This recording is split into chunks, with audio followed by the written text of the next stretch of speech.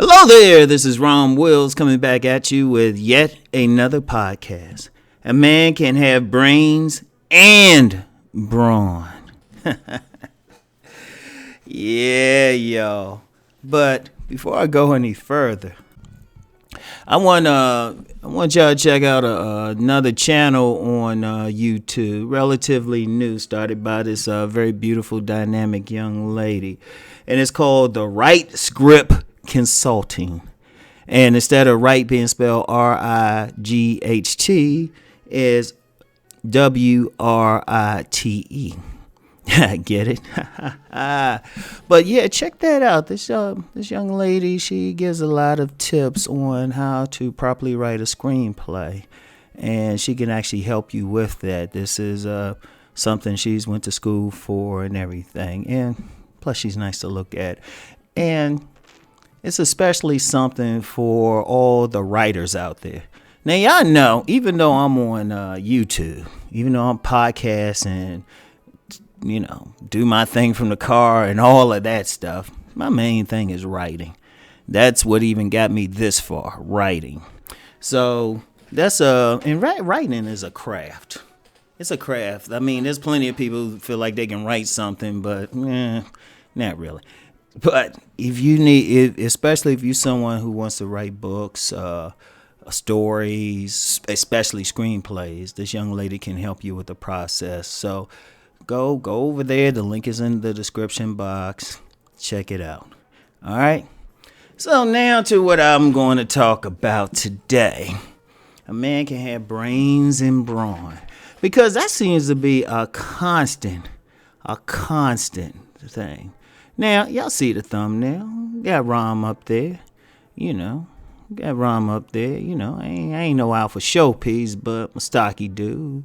Look like I can handle myself. But then I'm standing in front of a bookcase, a stocked bookcase. I got magazines, deep books, everything on there. So, a man can have both, because, see, here's one of the issues. A lot of times you have that brains versus brawn thing. Brains versus brawn. I mean, and it's a long time thing. It was like the nerds versus jocks type of thing. These even have a racial component.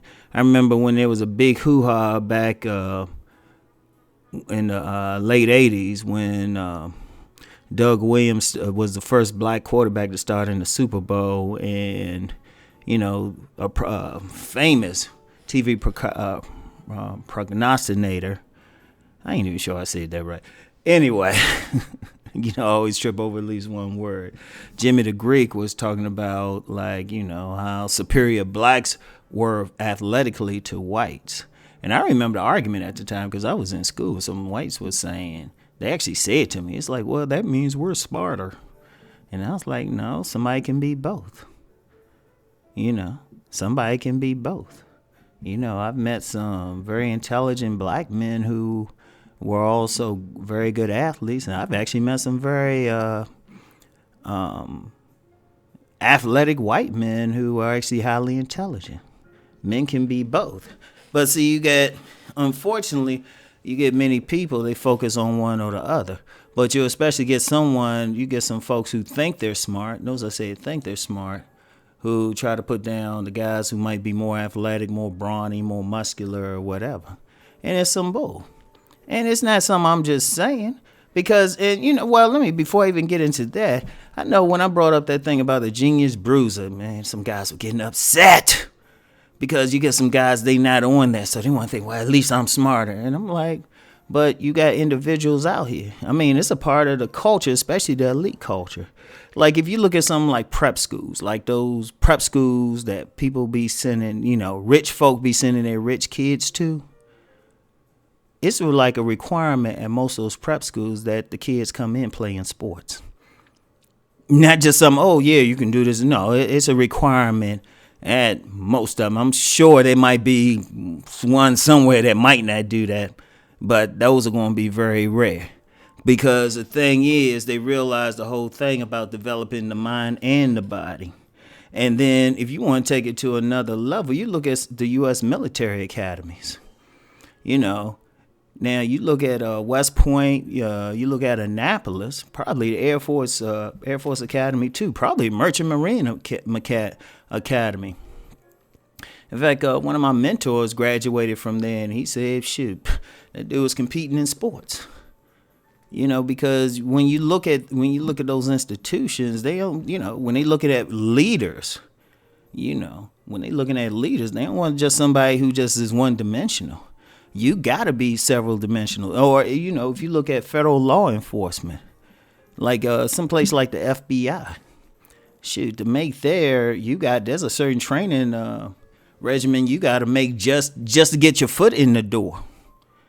Just to get your foot in the door, and then you gotta be highly intelligent just to even get further. You know, or if you look at U.S. special forces, not just the regular service, but U.S. special forces. You look at which officially don't exist, something like Delta Force or the Navy SEALs.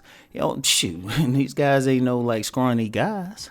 These guys, they go through some physical shit. They'll kick your ass. But at the same time, they could probably go into another country, speak the language like pros, and blend in.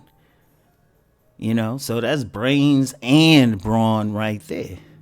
And I mean, it's, you know, you still always get that conversation. I mean, there's so many examples of it that you'll see that I was actually surprised that people still have that. But then that tells me a lot of people don't have that experience. Like I've known, when I was in school at American University, we had several future attorneys who would kick ass in the weight room. They be throwing up 400 pounds.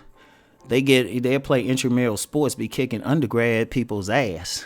I know this one cat, I ain't gonna call his name, but this dude was like 6'5", and when he rebounded the ball, everybody knew it, but he could still throw up 400. And then, you know, when he got out of law school, he was at a very important position. And, you know, I've met some attorneys who, you know, even when I was working in the gym, I met some attorneys, met engineers, financial advisors, everything. You know, so a man can have both. But you see, and the reason I'm even pointing that out, you know, I hate when I hear men limit themselves. You know, and I especially hear this from men who promote what they think to be their intelligence. They'll say, well, I'm intelligent and all of that. It was like, well, intelligence should tell you get your body right too, because you can't take action without the ability to do so. You know, if the elites of this world, if the 1%ers, if the parents sending their kids to these prep schools understand the sports thing, and you like the mind, body, and spirit thing, if the U.S. military academies understand that, surely like the average person on the street can understand that, because you got to have it all around. You can't be limited in any type of way. You know, you can't be limited. But see, unfortunately, a lot of guys will do that. And you know what's ironic too? I have found when you did run into some of the guys who were more on the athletic side, more on the brawny side, if you hit them up and say, look, man, you need to be hitting some books, they'll do it without arguing. They won't be like, oh, no, they'll do it. But you hit the other side up and say, hey, you know, you need to hit the gym or something. They want to fight you to death. You know, or talk about, well, is there a scientific study about this? I don't know. It shouldn't need to be. It's about health. It's about being moved in this world. Like it or not, people, they're going to judge you on your physicality. Like it or not. So a man can have both. And, you know, I've been promoting that since I put out my book, Nice Guys and Players, with the copyright date of September 2000. So over 20 years, that's always been a philosophy. And it was a philosophy gained from like seeing these guys who were highly intelligent, you know, advanced degree professionals who could also kick ass on the sports field and in the weight room. So, you know, a man can have both. Now, it's a shame I have to do that, but sometimes I see some stuff where guys don't really get that. But I'm like, this is the elites. And see, when I mentioned the prep schools, y'all can look that up. When I mentioned West Point, you can look that up.